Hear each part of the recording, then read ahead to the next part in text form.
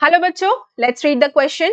The question says different arguments are usually put forth in favor of and against power sharing.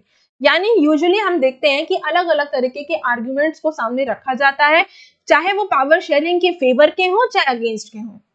Identify those which are in favour of power sharing. ये नीचे दिए गए sentences में आपको identify करना है, बताना है कि कौन से इनमें से स्टेटमेंट्स जो हैं वो पावर शेयरिंग के फेवर में है. And select the answer using the code given below power sharing. यानी वो ये कह रहा है कि ये नीचे जो दिए गए कोड्स हैं इनमें से आपको करेक्ट ऑप्शन चूज करना है. तो पावर शेयरिंग ए कह रहा है reduces conflict among different communities. Yes, ये बात सही है कि अगर पावर शेयरिंग होगी तो इससे क्या होगा, जो अलग अलग टेंशंस हैं, जो कॉन्फ्लिक्ट्स हैं डिफरेंट कम्युनिटीज के बीच में, उसको पावर शेयरिंग होने की वजह से थोड़ा कम हो जाएगी. सो ऑप्शन ए करेक्ट है. बी की बात करें, डिक्रीजेस द पॉसिबिलिटी ऑफ आर्ट्रिबियनस, यानी किसी एक के हाथ में पावर आ जाए सिंगल, तो सिंगल नहीं है, सभी को बराबरी से पावर का डिस्ट्रीब्यूशन दिया गया है. तो yes, B is also correct, ये इसके फेवर में है. सी कह रहा है delay decision in making process, कि अगर पावर शेयरिंग होगी तो फैसला लेने में बहुत टाइम लगेगा, ये इसके फेवर की बात नहीं है.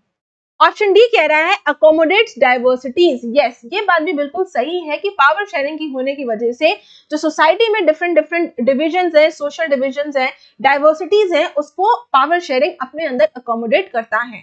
So option D is correct.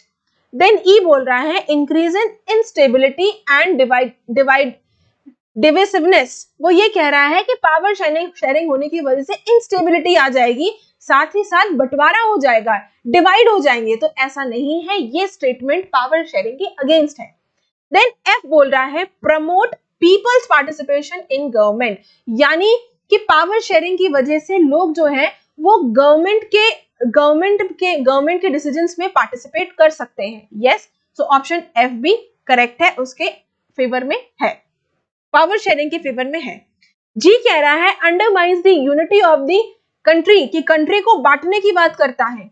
तो ये स्टेटमेंट पावर शेयरिंग के अगेंस्ट है. तो हमारे करेक्ट स्टेटमेंट है A, B, D and F.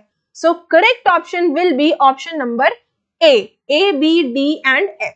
So I hope you understood the question as well as the answer. Best of luck.